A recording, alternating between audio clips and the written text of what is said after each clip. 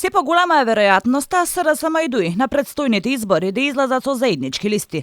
Можно нивно здружување е сценарио не само за парламентарните избори, туку и за претседателските, кај би настапиле со заеднички кандидат.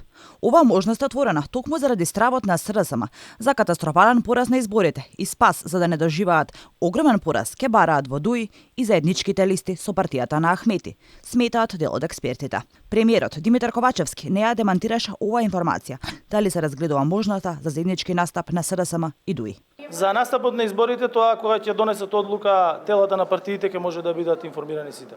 Поранишниот амбасадор и вице-премиер Ивица Буцевски за Алпа вели дека сценариото за Сдружени сили на Ковачевски Ахмети нема да биде изненадување, баш заради нискиот рейтинг на социјалдемократите, но и како што посочува Буцевски, најголем добитник ќе бидат интегративците, бидејќи ќе го бараат она што и сега го имаат, а тоа се добитни 5 сигурни места на изборните листи, односно сигурни пратенички места во првата, втората и третата изборна единица.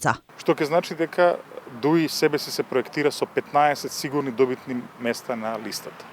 Покрај тоа, СДСМ е принуден да им даде дополнителни добитни места и на ЛДП, и на ДОМ, и на другите членки на коалицијата, и сега се постава прашањето.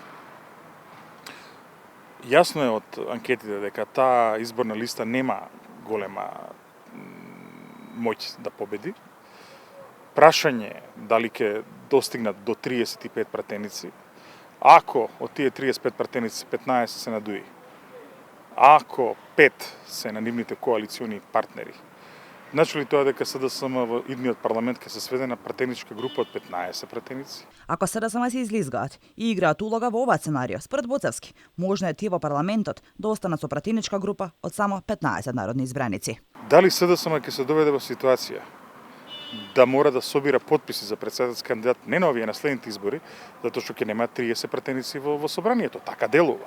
Иако изборите се ближат и политичката сцена се подготвува за истите, од СДСМ не кажуваат кој датум за нив е припадлив и дали изборите да бидат споени или пак раздвоени. ВМРО ДПМН го предложи 8 мај како датум, но од партијата на Ковачевски за сега не даваат информација дали им одговара тогаш да бидат изборите.